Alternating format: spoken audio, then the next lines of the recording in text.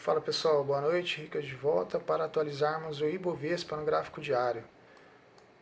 Bom pessoal, já estávamos falando que o Ibovespa está numa tendência de baixa de curto prazo, né? E no médio prazo ele anda dentro desse canal gigante de baixa. Apesar da alta que o Ibovespa fez durante essa semana, e apesar dessa tentativa de rompimento aqui dessa retinha de resistência, eu havia alertado para terem cuidado aqui, porque era uma região de topo e de resistência bem forte, né? E nessa sexta-feira, o Ibovespa acabou deixando um candle bem negativo, que praticamente engoliu os ganhos da quinta-feira, né? É praticamente um engolfo aqui, numa zona de resistência, né? Que se torna mais negativo. No gráfico semanal, eu havia falado que ele poderia estar vindo buscar um repique na média de 9 períodos semanal.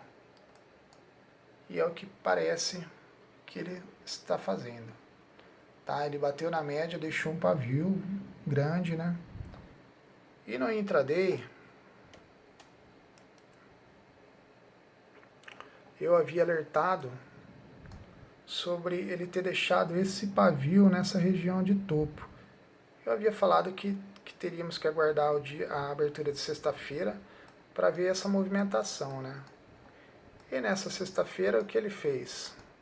Deixou um novo topo. E o novo topo a gente consegue projetar, porque ele forma um topo duplo. Com a formação do topo duplo, a gente consegue fazer projeção para 3 alvos. O primeiro alvo foi alcançado na região de 102,282, cravou o primeiro alvo. O segundo alvo foi atingido na região de 101,871 e tem o terceiro alvo, 101,210, que depende do rompimento desse fundo agora, tá? O Ibovespa estava tentando segurar nessa região de suporte, né, nessa retinha de suporte formada por esses 3 pontos agora batidos. Só que nesse ponto aqui ele rompeu essa retinha e está fazendo um movimento que parece ter sido um pullback. Repicou na média de 9 períodos do intraday de 1 hora e vamos ver se ele vai evoluir para o terceiro alvo na abertura segunda-feira. Eu havia falado que o Ibovespa estava em tendência de curto prazo de baixa no gráfico diário, né? E que ainda não havia mudado essa situação.